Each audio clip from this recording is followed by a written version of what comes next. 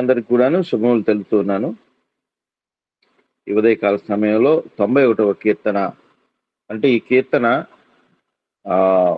మనకు ఎంతో మరి అవసరమైనటువంటి కీర్తన. అంటే మిగతావి అనవసరమని కాదు, కానీ నేటి దినాలలో మరొకసారి ధ్యానించడానికి అవసరమైనటువంటి కీర్తన అని నా యొక్క భావం.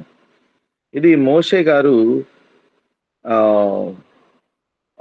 అరణ్యంలో టాబర్నకల్ కట్టినప్పుడు గుడారాన్ని మనం చెప్పుకున్నాం గత వారం. అవుట్ ఆఫ్ ఎక్స్పీరియన్స్ ఆయన ఇశ్రాయేలీయులను నడిపించి వారిని అక్కడి నుంచి మళ్ళా ఐగుప్తుని తీసుకుని రావడం, అంతవరకు తను పడినటువంటి శ్రమలైతేనేమి, ఆటంకాలైతేనేమి, అవరోధాలైతేనేమి, జీవితంలో వచ్చేటువంటి పరిస్థితులు ఇవన్నిటినీ కూడాను మరి కలబోసుకొని దానికి దేవుని యొద్ద ఎలా పరిష్కారం దొరికింది, దేవుని మీద ఆధారపడినప్పుడు తనకు ఎంత క్షేమం కలిగింది అనేటువంటి విషయాన్ని అనుభవపూర్వకమైనటువంటి మాటలను ఇక్కడ వ్రాస్తూ ఉన్నాడు. కాబట్టి ఎంతో భయానకమైన పరిస్థితులు దొల్లుకుంటూ పోయాయి, కానీ వాటిలో దేవుడు వారికి తోడుగా ఉన్నాడు. కనుక ఇక్కడ మనం గత వారం మన 1-2 వచనాల ద్వారా 2 శ్రేష్టమైన మాటలు దేవుని గూర్చి మహోన్నతుడు, ఉన్నత సర్వశక్తులని, ఆయన నీడను విశ్రమించిన వారికి మరి ఆయనే ఆశ్రయమని, కోటని ఒక సాక్ష్యం చెప్పుకుంటూ 3వ వచనంలోనికి మనం వద్దాం. ఈ ఉదయకాలం ఇక్కడ ఒక సిచ్యువేషన్ మనకు కనపడుతూ ఉంది. వేటకాని ఉరిలో నుండి ఆయన నిన్ను విడిపించును, వినాశనకరమైన తెగులు రాకుండా నిన్ను రక్షించును. కనుక ఇక్కడ 3వ వచనము విడుదలతో ప్రారంభమైంది. ఇక్కడ వేటకాని ఉరిలో అంటూ నిన్ను విడిపించు అనేటువంటి మాటతో ఇక్కడ రెండవదిగా నాశనకరమైన తెగులు రాకుండా నిన్ను రక్షించును. విడుదల, రక్షణ. విడుదల, రక్షణ. క్రైస్తవ జీవితంలో విడుదల లేదా విమోచన, రెండవది రక్షణ. విడిపించబడిన వాడు మాత్రమే రక్షించబడతాడు. విమోచకునిగా ఎవరైతే ప్రభువుని అంగీకరిస్తారో వారు మాత్రమే రక్షణలోనికి వస్తారు అనేటువంటిది చాలా ప్రాముఖ్యమైన అంశం. మనం ఈ యొక్క విడుదల లేదా విమోచన అనేటువంటి మాటని ఇక్కడ ఫిజికల్ గా మనం కనపడుతున్నప్పటికీ కూడాను కొంచెం జాగ్రత్తగా మనం ఆలోచన చేసినట్లయితే చాలా అర్థవంతమైనటువంటి మాటలు ఇక్కడ మనకు కనపడుతూ ఉన్నాయి. దైవికమైనటువంటి వివరణ ఇందులో రహస్యంగా ఉన్నది, అది మనం గమనించాలి. వేటకాని ఊరిలో నుండే ఆయన నిన్ను విడిపించును. కనుక ఇక్కడ విమోచకుడు అనేటువంటి మాటను మనము గుర్తుపెట్టుకుందాం. తర్వాత వేటకాని ఉరి. వేటగాడు అంటే మొట్టమొదట నిర్దయుడు అని అర్థం, కఠినాత్ముడు అని అర్థం, క్రూరమైన స్వభావం కలిగిన వాడు అని అర్థం. అక్కడ ఎలాంటి పాపము లేదా మిత్రత్రం సాఫ్ట్ క్యారెక్టర్స్ లేనటువంటి వ్యక్తి అని అర్థం, మృదువైనటువంటి స్వభావి కావు అని అర్థం. కాబట్టి వేటగాడు. ఇప్పుడు చూస్తూ ఉన్నాం మనం, వేటాడేటువంటి జంతువు అయ్యో పాపం ఈ పక్షిని కొడితే అవి 2 కూడాను పిల్లలు పెట్టున్నాయి, మరి ఒకటి పోతే ఇంకోటి ఏం చేయగలదు అనేటువంటి దయ అతనికి ఉండదు, ఆ జంతువుకు ఉండదు. అదేవిధంగా చిన్న పిల్లలు దొరికాయనుకోండి, అయ్యో చిన్నపిల్లలు అనేటువంటిది దయ ఒక మృగానికి కానీ దానికి కానీ ఉండదు. కాబట్టి ఇక్కడ మనం నిన్న ఒక చిన్న వీడియో నాకు వస్తే అందులో ఆ పక్షి పాపం అవి 2 కూడాను ఆహారానికై తెచ్చిపెట్టింది, ఒకటి తెచ్చిపెట్టి పిల్లలకు పెట్టేసి వెళ్ళిపోయింది. అది వెళ్ళిన వెంటనే ఉడతన పోలినటువంటి ఒక జంతువు వచ్చేసి పాపం ఆ పిల్లల దగ్గరకు వస్తానే అవి కళ్ళు ఇంకా తెరవల, అయ్యో ఇది మా అమ్మ ఆహారం తెచ్చింది, మా నాన్న తెచ్చాడని చెప్పి నోరు తెరుస్తున్న సమయంలో అది చాలా క్రూరంగా వాటిని ఒకే దెబ్బకి ఆ మెడ వరకు కొరికేసి అలాగా చకచక 2 పక్షి పిల్లలు తినేయడం అసలు చూస్తుంటే నాకే చాలా బాధ వేసింది. కాబట్టి ఇక్కడ హంతకుడు, వేటగాడు, లేకపోతే నరసంహారకుడు ఇవన్నీ కూడాను దుష్టుని యొక్క పేర్లు, సైతాను యొక్క పేర్లు, సాతాను యొక్క పేర్లు గుర్తుపెట్టుకోవాలి మనకు. కనుక ఇలాంటి పరిస్థితిలో వేటగాని ఉరి నుంచి మరి తప్పించువాడు ఎవరు అనంటే దేవుడు ఒక్కడే అనేటువంటి మాట, ఆ సామర్థ్యము శక్తి. అందుకని ఆయన సర్వశక్తి కలిగినటువంటి దేవుడు అనేటువంటి మాట మనకు వాక్యంలో దొరికింది. కాబట్టి సర్వశక్తుడు అంటే అన్ని శక్తులు కలిగినటువంటి వాడు అని అర్థం. దేనినైనా గూడాను ఆయన నిరోధించగలిగినటువంటి శక్తి, సామర్థ్యం కలిగిన వాడు అని అర్థం. వేట గాని, ఉరి. కనుక ఉరి అనేది ఎట్లాంటిదంటే, అది మరణమునకు ఆకర్షించునది, జీవమును తప్పించినది, లేకపోతే ఆధ్యాత్మికంగా మనం జీవాధిపతి అయినటువంటి దేవునికి దూరము చేయనిది కూడా మనం చెప్పుకోవాలి. కనుక ఇక్కడ మరణమునకు ఆకర్షించున్నది. ఆకర్షణ దేనికి? మరణమునకు. ఈరోజు మనం చూస్తూ ఉంటే మీకు ఒక ఉదాహరణ చెప్తానండి. మంచు కొండల్లో ఒక తెల్లటి ఎలుగుబంటి ఉంటుందంట. అది శత్రువు నుంచి ఎలా తప్పించుకుంటుందనంటే, అది అది మామూలుగా మంచులో కూర్చున్నప్పుడు, పడుకున్నప్పుడు ఆ మంచులో మంచులాగా ఉంటుందంట. అసలు ఇంకా అక్కడ ఒక ప్రాణి ఉన్నది అనేటువంటి మాట ఎవ్వరికీ తెలీదు. తన నల్లగా ఉండే కన్నులను కూడా మూసుకుంటే అది టోటల్‌గా మంచులో కవర్ అయిపోద్దంట. మనం చూడొచ్చు, మీరు కొడితే అది మరి మంచు కొండల్లో నివసించే బేర్ అని చెప్పి కొట్టినప్పుడు మనకొస్తుంది. అది అలాగా మరి శత్రువు నుంచి అలాగా తప్పించుకుంటుందంట. అయితే దానికి అది వేటాడేటప్పుడు ఏం చేస్తుందో తెలిసినా? దానిని వేటాడాలంటే వేటగాళ్ళు అది కనిపించదు కాబట్టి ఒక కత్తిని తీసుకెళ్ళి దాన్ని రక్తం పూసి నిలువుగా మంచులో దాన్ని నిలబెట్టినప్పుడు బాగా స్ట్రాంగ్‌గా గుచ్చినట్టుగా దించినప్పుడు అప్పుడు ఇది ఆ స్మెల్‌కి లేకపోతే దాని ఆచూకీ అది ఎక్కడున్నా ఇవి నాటేసి వచ్చేస్తారు. అది పోయేసి ఆ కత్తిని అటు తిరుగుతూ కత్తిని గమనించి దాన్ని నాకడం మొదలుపెడుతుంది. దాని మీద ఉన్నటువంటి వాళ్ళ బ్లడ్ పూసి పెడతారు. అది మంచుకు గట్టయిపోతుంది. ఇది దాని నాలుకతో దాన్ని నాకడం మొదలుపెట్టినప్పుడు నెమ్మదిగా ఆ బ్లడ్‌తో పాటుగా తన యొక్క నాలుక గూడా తెగిపోయి ఆ కూలింగ్, ఆ చల్లదనానికి నాలుక తెగింది అని తనకు తెలీదు. ఆ నాలుక తెగిన కారణాన ఆ బ్లడ్ అంతా గారుతుంటుంది. ఇది వేరే బ్లడ్ అని చెప్పి ఇది ఆ బ్లడ్ మింగేస్తా ఉంటది. ఆ విధంగా తన శరీరంలో ఇతర భాగాల్లో ఉన్న బ్లడ్ అంతా గూడాను ఆ విధంగా బయటికి కొంత వెళ్ళిపోవడం, తన కడుపులోనికి పోవడం అలాగ జరిగినప్పుడు అది నీరసం వచ్చేసి మూర్ఛలో పడిపోద్దంట. అప్పుడు వేటగాడు దాన్నొచ్చి తీసుకొని వాడు తీసుకెళ్ళిపోతాడు. అంటే ఇక్కడ గమనించాల్సింది ఏంటనంటే, ఈ కత్తి మీద ఎలాగా బ్లడ్ వచ్చిందనే అవగాహన దానికి లేదు. ఆ జ్ఞానం దానికి లేదు. అందుకనే మనం చాలా సార్లు ఇలాంటి ఉరులు సైతాను పన్నుతూ ఉన్నప్పుడు, మనము దేవుడిచ్చేటువంటి జ్ఞానము అలాంటివి పసిగట్టడానికి చాలా ఉపయోగపడతది. అది నేర్చుకోవాలి మనం. కనుక యెహోవా యందలి భయము అది జ్ఞానమునకు మూలము. ఇంకొక వచనం, యెహోవా యందలి భయము ఐశ్వర్యము అని చెప్పబడేటువంటి మాట మనకు వాక్యంలో ఉన్నది. కాబట్టి ఇక్కడ మనం వినుట కాదు గాని గ్రహించాలి. గ్రహించిన దాన్ని మనం డైజెస్ట్ చేసుకోవాలి. కాబట్టి ఉదయకాలం ఈ యొక్క ఉరి అనేటువంటి మాట ఈరోజు మనం చాలా రకాలైనటువంటి ఉరులను శత్రువు ప్రయోగిస్తూ ఉన్నాడు.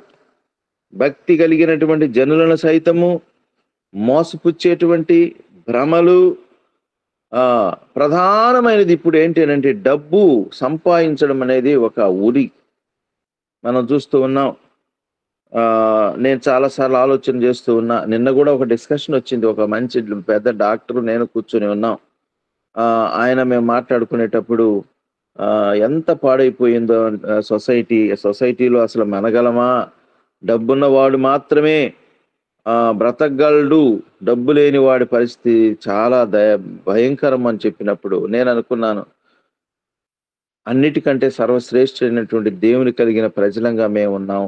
మేము దేనికి కూడా భయపడము అని మనసులో. ఎందుకంటే ఆయన అదర్ రిలీజియన్ అని చెప్తూ ఆయన చెప్తూ ఉన్నాడు. కంటే ఆయన అదర్ రిలీజియన్ అని ఒక రీజనింగ్‌గా మాట్లాడుతూ ఉన్నాడు.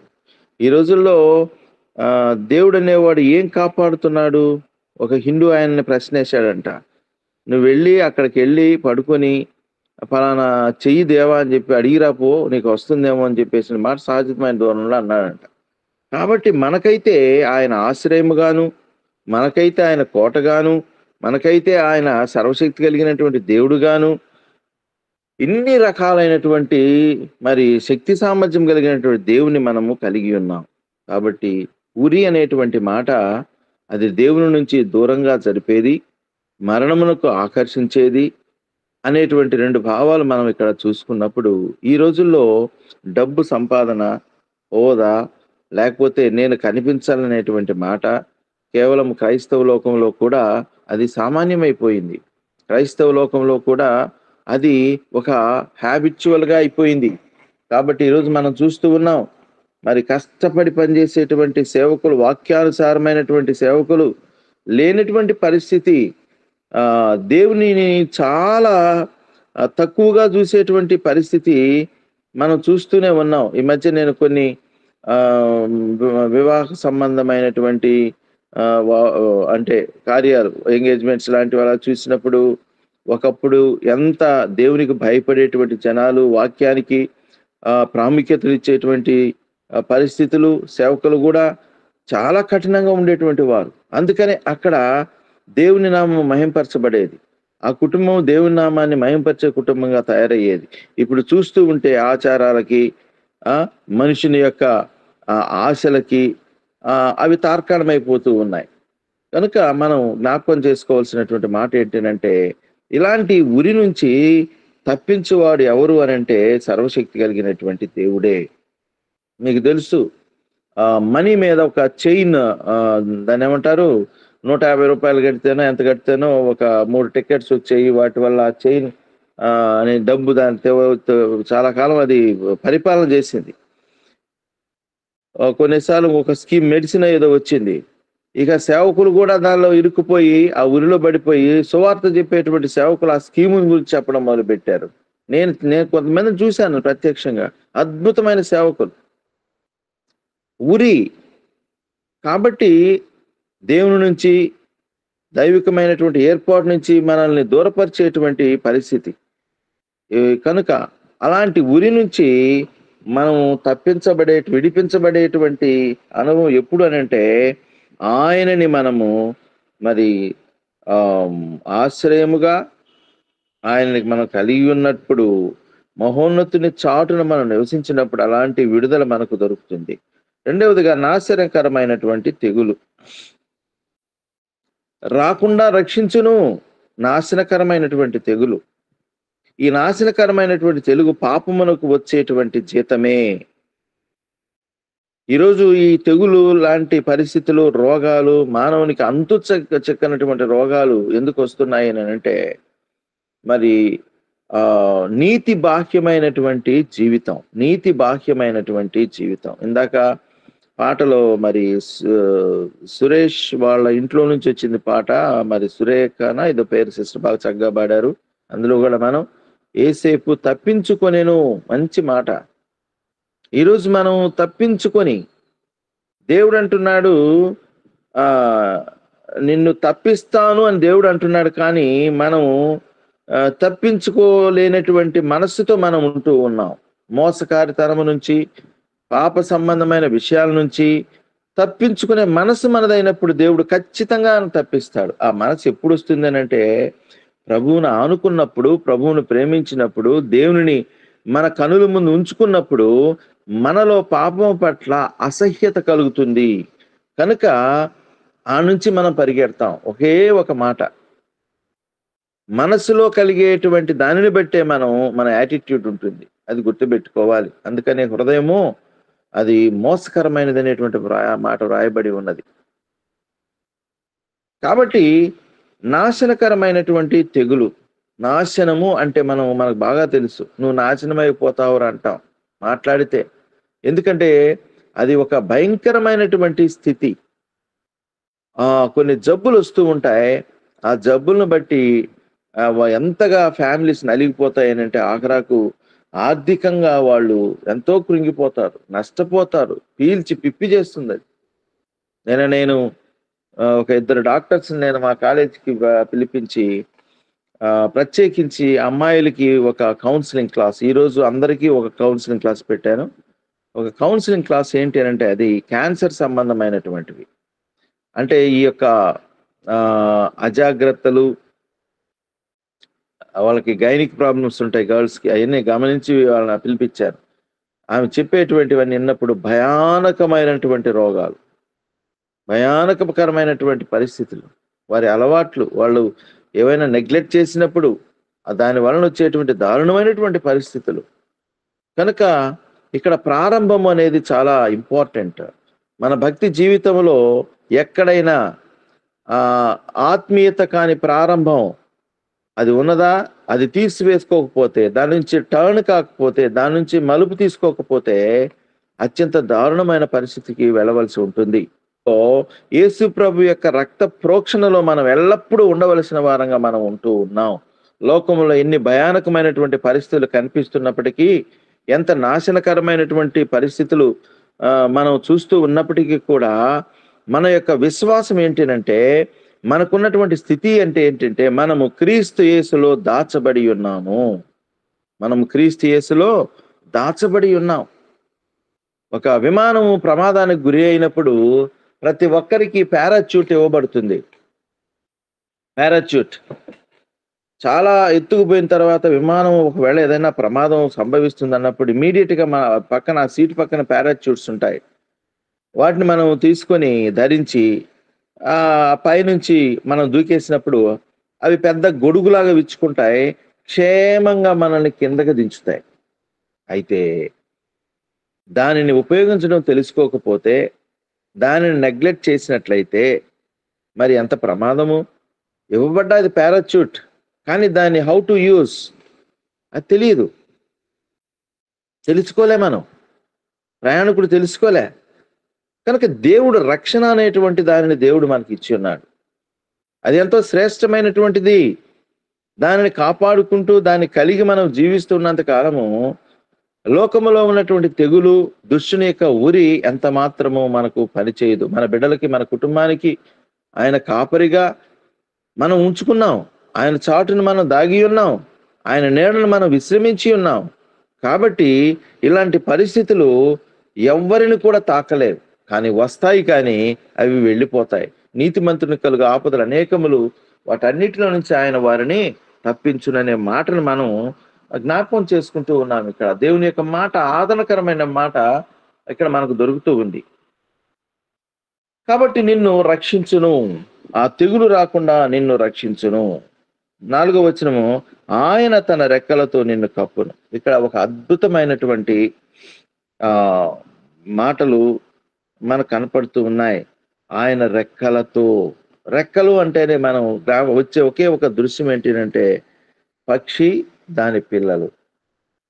వర్షం వస్తూ ఉంటుంది. పరిగెత్తుకుంటూ వస్తుంది ఆ పక్షి. ఆ మేఘాలు, ఆ యొక్క వాతావరణ మార్పులు చూచిన వెంటనే అది ఇమ్మీడియేట్‌గా గూటికి ఎందుకనంటే తన బిడ్డలు తడిచిపోతాయేమో, పెద్ద వర్షం వచ్చి వాటికి ఏమైనా హాని కలుగుద్దేమో అని చెప్పి పరిగెత్తుకుంటూ వచ్చి ఆ పిల్లల్ని ఆ రెక్కలతో కప్పుతాదంట. అవన్నీ కూడాను ఆ రెక్కలలోనికి వెళ్ళిపోయి అస్సలు ఎంతో వెచ్చదనంగా చుట్టూ భీకరమైన వర్షం ఉన్నప్పటికీ, చలి ఉన్నప్పటికీ ఆ యొక్క రెక్కల కింద వాటికి కాపుదల, వాటికి భద్రత, వాటికి వేడి. అవి రెక్కలు అంటే. కొన్ని పక్షులుంటాయి తన పిల్లల్ని ఆ రెక్కల మీదనే మోస్తూ ఉంటాయంట. ఆ రెక్కల మీదనే. కనుక దేవుడు ఇక్కడ చెప్పాడు, ఆయన రెక్కల క్రింద మనకు ఆహ్, సురక్షితము అనేటువంటి మాటని ఇక్కడ మనం జ్ఞాపకం చేసుకుంటూ ఉన్నాం. ఆయన తన రెక్కలతో నిన్ను కప్పును. ఆయన రెక్కల క్రింద నీకు ఆశ్రయము కలుగును. ఆయన రెక్కల కింద చోటు. కానీ మనకైతే అసలు దేవుడెవరో, దేవుడు పరిశుద్ధుడు, దేవునికి మనకి ఏ సంబంధం లేదు. ఆ పక్షికైతే తన పిల్లలు, సొంత పిల్లలు. గుడ్లు పెట్టి, పొదిగి పిల్లలు. అయితే మనం ఆలోచన చేసినప్పుడు వాటికంటే శ్రేష్టమైనటువంటి హక్కు మనకు ఎలా దొరికింది అనంటే, యేసు ప్రభు యొక్క బలియాగము ద్వారా మనకు దొరికింది. ఆయన రెక్కల కింద మనకు ఆశ్రయము దొరికింది. ఆయన రెక్కలతో మనల్ని కప్పుతున్నాడు. ఎంత మంచి అనుభవమో ఇది. ఇంకా మనం ఈ శారీరక స్వభావాలు, పాప సంబంధమైనటువంటి స్వభావాలు, ఇంకా శరీరాన్ని ప్రేమిస్తూ ఆత్మ విషయంలో మనం ఎక్కడున్నామో తెలుసుకోకుండా ఆత్మ చేత నేను నడిపించబడుతూ ఉన్నానా, దేవుని యొక్క ఏర్పాట్లో నేను ఉన్నానా అనేది మర్చిపోయిన వారమైతే చాలా నష్టపోతాం. దేవుడు అనుగ్రహించినటువంటి ఈ యొక్క కృప, ఈ ధన్యత, ఈ గొప్ప భాగ్యాన్ని మనం పోగొట్టుకునేటువంటి వారంగా మనం ఉంటాం. కాబట్టి ఆయన రెక్కల క్రింద, సర్వశక్తుడైనటువంటి దేవుని రెక్కల క్రింద ఉంటే మనకి ఎంత సురక్షితమండి. దేవుని యొక్క మాటను మనం విశ్వసిస్తే మనం ఎంత సురక్షితము, మనకు ఎంత క్షేమము. కనుక ఆయన రెక్కల కింద మనకు ఆశ్రయము, మనకు కాపుదల, ఆయన కప్పేటువంటి అనుభవంలోనికి మనల్ని తీసుకొని వస్తున్నాడు. ఈ రెండు కూడా ఎంతో శ్రేష్టమైనటువంటి. ఇంకా ఇంకొక మాట, ఆయన సత్యము, ఆయన తన రెక్కలు, ఆయన రెక్కలు, ఆయన సత్యము. చూడండి ఎంత మంచి మాటలు ఉన్నాయి. ఆయన సత్యం అంట కేడెమును డాలునయ్యున్నవి. కేడెము అనగా షీల్డ్. షీల్డ్ అంటే యుద్ధానికి పోయేటువంటి వాడు ఒక కవచం వేసుకొని వెళ్ళకపోతే ఆ బాణం వచ్చి తగిలితే ఎంతే సంగతులు. కానీ ఆ కవచం అనేది ఎన్ని బాణాలు కొట్టినప్పటికి కూడాను అవి వంగిపోతాయి. దానిని షీల్డ్ అంటారు. ఎంతో వేగంగా వస్తాయి బాణాలు, శత్రువు యొక్క బాణాలు. ఎంత వేగంగా వచ్చినప్పటికి కూడాను ఆ కవచాన్ని తగిలినప్పుడు అవి నిరుపయోగం అయిపోతాయి. అసలు అంత గాయం కూడా శరీరానికి కానివ్వదు. అది కవచము అంటే. కనుక శత్రువు ఏం చేస్తారంటే, ఇక కవచాన్ని ఉన్నట్లయితే కవచం వైపు చూడ్డు. ఎక్కడ ఖాళీ ఉన్నదో, ఒకవేళ ఈ గొంతు కింద ఖాళీ ఉందా, శిరస్త్రాణం ఉంది, గొంతు కింద ఏమైనా ఖాళీ ఉందా అని కొడతాడు. కానీ దానికి కూడా వాళ్ళు ఏం చేస్తారంటే ఒక హుక్స్ లాంటి, ఉక్కుతో తయారు చేయబడినటువంటి గొలుసు లాంటివి వేసుకుంటాడు. శిరస్త్రాణం నుంచి కిందికి చాలు వారుతాయి అవి. అలాంటప్పుడు ఆ బాణాలు అవి కూడా ఏం చేయలేవు. కాబట్టి దేవుని యొక్క వాక్యము, దేవుని యొక్క సహవాసము, దేవుని యొక్క కాపుదల, ఆయన కింద ఆశ్రయము మనకు ఇలాంటి షీల్డ్, ఇలాంటి కేడమునై ఉన్నది. కేడము. రెండవదిగా డాలు, ఆయన సత్యము. దేవుని యొక్క వాక్యము ఎంత సత్యము. దేవుని వాక్యమును పట్టుకున్నవాడు, దేవుని యొక్క వాక్య నడిపింపులో ఉండేటువంటి వాడు, ఆ వ్యక్తి కేడము డాలు కలిగి ఉన్నాడు అని అర్థం. వాక్యానుసారమైన జీవితంలో కలిగి ఉన్నటువంటి వ్యక్తికి ప్రాముఖ్యమైన రెండు ఇవ్వబడ్డాయి. ఏంటి అంటే, ఒకటి కేడెము, రెండు డాలు. డాలు ఏంటి అని అంటే, అది చేతిలో పట్టుకొని వచ్చే ప్రతి కత్తి దెబ్బను తట్టుకుంటుందంట. అడ్డం పెడతారు, అది డాలు. ఒక వ్యక్తి యుద్ధం చేయటానికి కత్తి ఎంత అవసరమో డాలు అంత అవసరం. కనుక విశ్వాసి యొక్క జీవితము లోకములో ఒక సైనికుని పాత్ర. అందుకనే తిమోతికి రాస్తూ పౌలు గారు అంటారు, నా ప్రియ కుమారుడా తిమోతి, నీవు యుద్ధమునకు పోవు సైనికుని వలె నీవు ఉండాలి. You are nothing but a soldier. నీవు ఒక సైనికుడివి, ఒక సిపాయివి నీవు అని చెప్తాడు. కాబట్టి దేవుని రక్షణలోనికి, ఏర్పాటులోనికి వచ్చినటువంటి బిడ్డ ఎవరయ్యానంటే ఒక సైనికుడు అనే మాటను మనం ఇక్కడ జ్ఞాపకం చేసుకోవాలి. సైనికు ఉండవలసినటువంటి ప్రాముఖ్యమైన ఆయుధాలు లేకపోతే అలంకారాలు ఏంటి అంటే, ఒకటి డాలు, రెండవది కత్తి. కత్తి అనగా వాక్యము. వాక్యముతో పోరాడడం. అపవాదిని ఎదిరించుడి, వాడి పారిపోవును. అపవాదిని దేంతో ఎదిరిస్తావు నువ్వు? నీ శక్తి చాలదు. వాక్యం ఎత్తి మాట్లాడడం, వాక్యానుసారంగా మాట్లాడడం, విశ్వాససహితమైనటువంటి జీవితం, ఇవన్నీ కూడాను వాక్యానుసారంగా. అందుకనే మనం వాక్యము వినుట అనేది చాలా అద్భుతమైనటువంటి అనుభవం. కొంతమంది వాక్యాన్ని ఆసక్తితో, భయంతో స్వీకరిస్తారు. ఆ వాక్యాన్ని ప్రార్థనలో కూడా వల్లివేస్తూ ఉంటారు. కొంతమంది వాక్యాన్ని నిర్లక్ష్యంగా విని విని విని వారికి ఏమైపోయింది, అలవాటైపోయింది. అందులో మనకి ఇప్పుడు విస్తారమైన వాక్యాలు దొరుకుతూ ఉన్నాయి, విస్తారమైన బోధలు దొరుకుతూ ఉన్నాయి. అయితే అవి మనల్ని అలవాటు క్రైస్తవునిగా చెయ్యకూడదు. ఇక్కడ ప్రమాదం ఉన్నది. అలవాటు ఏలీ అద్భుతమైన సాక్ష్యం. కానీ ఏలీ పిల్లలు ఏం నేర్చుకున్నారు? ఏలీ దేవునితో మాట్లాడేటువంటి వ్యక్తి, దేవునికి ప్రజలకి వారధిగా ఉన్నటువంటి వ్యక్తి. కానీ ఏలీ జీవితం ఏమైపోయింది? అది కుటుంబానికి ఆశీర్వాదకరం అయిందా? ఎక్కడో లోపం, ఎక్కడో తప్పిదం. తన బిడ్డల్ని వాక్యానుసారంగా పోషించలేకపోయాడు. తన బిడ్డలను దైవభక్తితో పెంచలేకపోయాడు. దేవుని భయమును, దేవుని గూర్చినటువంటి విషయాలు అందరికీ చెప్తున్నాడు కానీ, అందరికీ ప్రయోజనకరమైన వ్యక్తిగా ఉన్నాడు కానీ, తన బిడ్డలకు మాత్రము ప్రయోజనకరముగా లేని తండ్రిగా మిగిలిపోయాడు. బహుశా తన ప్రేమ, తన గారాభ్యం అయ్యుండొచ్చు. వారు ఆ విధంగా పెరిగినప్పుడు దేవుడు ఏలీ కుమారులను బట్టి నొచ్చుకున్నాడు. దేవుడు ఏలీ కుమారులను బట్టి ఏలీని వదిలివేశాడు. ఇక్కడ ఒక పాఠం మనకున్నది. కనుక వాక్యం చెప్తూ ఉన్నటువంటి మనం వినువారు లేకపోతే విశ్వాసులు పోషించబడినట్టుగా మనం వాక్యాన్ని, సత్యాన్ని మనం బోధించాలి. ఏదో చెప్పమన్నారనేది తప్పది.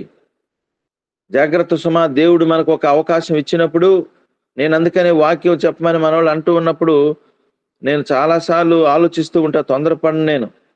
ఇది తెలుసు, సురేష్కి తెలుసు, వినీత్కి కూడా తెలుసు. నాకు ఏదైనా డిస్టర్బెన్స్ ఉన్నప్పుడు నేను అయ్యా నేను రేపు తీసుకోలేను అని చెప్తాను నేను. ఎందుకనంటే ఆ వాక్యము అనేది అది చాలా అత్యంత విలువైనటువంటిది. అది ధ్యానించకపోతే, ఆ వాక్యాన్ని మనం దేవుని యొద్ద నుంచి పొందుకోకపోతే మానవ ప్రయత్నమే అవుతుంది తప్ప దైవ సంకల్పం కాదు. ఆ వాక్యము రుచికరమైనటువంటి పదార్థంగా ఉండదు అనే విషయాన్ని మనం జ్ఞాపకం పెట్టుకోవాలి. కనుక వాక్య బోధకులు చాలా జాగ్రత్తగా, ఈరోజు మనం చూస్తూ ఉన్నాం స్టేజెస్ మీద ఎన్నో కబుర్లు, ఎన్నో ఉపమానాలు, రకరకాలైనటువంటి పిట్ట కథలు. ఏమైపోయింది వాక్యంలో శ్రేష్టత? వాక్యంలో మాధుర్యం ఏమైపోయింది? నీ వాక్యమే నన్ను బ్రతికించును అన్నాడు. నీ వాక్యమే నా పాదములకు దీపం అన్నాడు. నీ వాక్యము నన్ను చీకటిలో నుంచి వెలుగులోని నడిపించింది అన్నాడు. అలాంటి వాక్యము ఏం చేస్తున్నాం మనం? ఉదయకాలం ఆలోచించుకుందాం. అలాంటి వాక్యాన్ని జాగ్రత్తగా విని భద్రపరుచుకుంటున్నామా? అలాంటి వాక్యాన్ని మన జీవితంలో ఆ సారము పొందినట్లుగా మనం గ్రహిస్తున్నామా? ఎందుకు నిర్లక్ష్యం చేస్తున్నాం? ఇది దేవుని యొక్క ఏర్పాటు, ఇది దేవుని యొక్క ప్రణాళిక.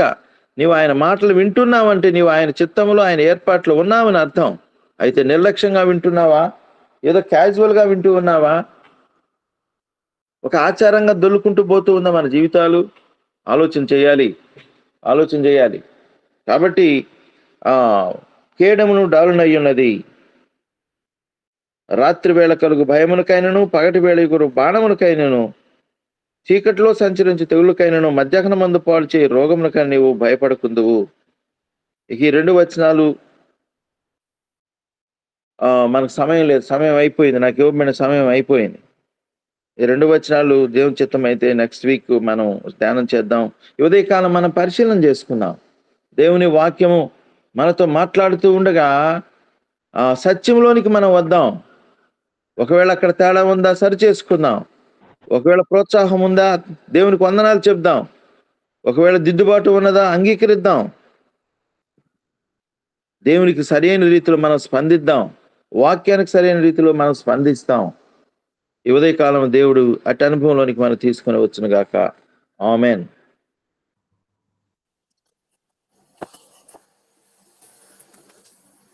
అందరికీ వందనాలు. ప్రార్థన చేసుకున్నాం. మహాగణుడ, మహోన్నతుడ, పరిశుద్ధుడైన తండ్రి, సర్వాధికారి అయిన తండ్రి, సర్వోన్నతుడైన ప్రభువా, సర్వశక్తివంతుడైన దేవ, రాజాధిరాజా, ప్రభులకు ప్రభువా, నీ ఘనమైన శ్రేష్టమైన ఉన్నతమైన పరిశుద్ధమైన నామమునకు స్తుతులు, స్తోత్రాలు, వందనాలు. ప్రభువా, మీ ఉదయకాల సమయంలో యొక్క యునైటెడ్ క్రిస్టియన్ యూత్ లో ప్రభువా ప్రార్థన చేయడానికి నాకు ఇచ్చిన ధన్యతను బట్టి స్తుతులు, స్తోత్రాలు, వందనాలు. ప్రభువా, ఈ యొక్క ఉదయకాల సమయంలో ప్రభువా ఆ యొక్క వాక్యాన్ని అందించిన దైవజన్ జ్ఞాపకం చేసుకునండి, దీవించండి, ఆశీర్వదించండి. మేము విన్న వాక్యాన్ని బట్టి స్తుతులు, స్తోత్రాలు, వందనాలు. ప్రభువా తండ్రి, మా యొక్క జీవితాల్లో మీరు ఇచ్చిన లేఖనాలు బట్టి ప్రభువా వేటకాని ఊరిలో నుండి నిన్ను తప్పించును, నాశనకరమైన తెగుల నుండి రక్షించును అని ఇచ్చిన వాగ్దానాలు బట్టి స్తుతులు, స్తోత్రాలు, వందనాలు. ప్రభువా మా యొక్క జీవితాల్లో కూడా మేము ఆ యొక్క శత్రువుల నుండి ప్రభువా ఈ యొక్క లోకంలో జీవిస్తున్నంతకాలం మీ వాక్యంలో ఆత్మీయంగా ఎదగడానికి శక్తిని బలాన్ని దయచేయండి. మేము ఇక విశ్వాసంలో వెనుకకు జారిపోకుండా ప్రతి బిడ్డ ప్రభువా తండ్రి మీ వాక్యానుసారంగా వాక్యపు వెలుగులో జీవించుటకు సహాయం చేయమని వేడుకుంటున్నాం తండ్రి. అలాగే ప్రభు ఆ యొక్క మీటింగ్ లో పాల్గొన్న ప్రతి బిడ్డను దీవించండి, ఆశీర్వదించండి. లోకం ప్రభు ఎంతో చెడిపోయి ఉంటుండగా లోకంలో ఉంటున్న ప్రతి బిడ్డను జ్ఞాపకం చేసుకునండి. మీ సువార్త ద్వారా అయితేనేమి, మీ వాక్యం ద్వారా అయితేనేమి ప్రతి బిడ్డ ప్రభు రక్షణ మారుమనసు పొందుకోవడానికి సహాయం చేయండి. ప్రభు వాక్యం ఎంతో విలువైనదని ప్రభు మీ లేఖనాలు సెలవిస్తుంటుండగా ప్రభు తండ్రి మేము ఎన్నో ప్రసంగాలు వింటున్నాము. ప్రభు ఎన్నో ప్రభు తండ్రి ఎంతో బలపడుచుండగా ప్రభా ఆ యొక్క వాక్యాన్ని ప్రభా తండ్రి మేము హృదయానుసారంగా జీవించుటకు సహాయం చేయమని వేడుకుంటున్నాం తండ్రి. ప్రభా తండ్రి లోకంలో ఉంటున్న ప్రతి వ్యక్తి ప్రభా ప్రతి పాపి మీ సువార్త ద్వారా ప్రభా తండ్రి మారు మనస్సు పొందుటకు సహాయం చేయండి. పాపంలో పడిపోకుండా ప్రభా తండ్రి మీ వాక్య వెలుగులో నింపండి. ప్రభా మా యొక్క జీవితాలు కూడా ప్రభా మీకు మహిమకరంగా జీవించుటకు సహాయం చేయమని వేడుకుంటున్నాం తండ్రి. ప్రతి బిడ్డను దీవించండి, ఆశీర్వదించండి. తిరిగి ప్రభా వారి యొక్క పనుల నిమిత్తమై ప్రయాణమై వెళ్తుండగా మీ కాపుదలను భద్రతను దయచేసి నడిపించమని ప్రభువైన యేసుక్రీస్తు పరిశుద్ధ నామములో ప్రార్థించి అడిగి వేడుకుంటున్నాం తండ్రి. ఆమేన్. ఆమేన్. ఆమేన్. ఆమేన్.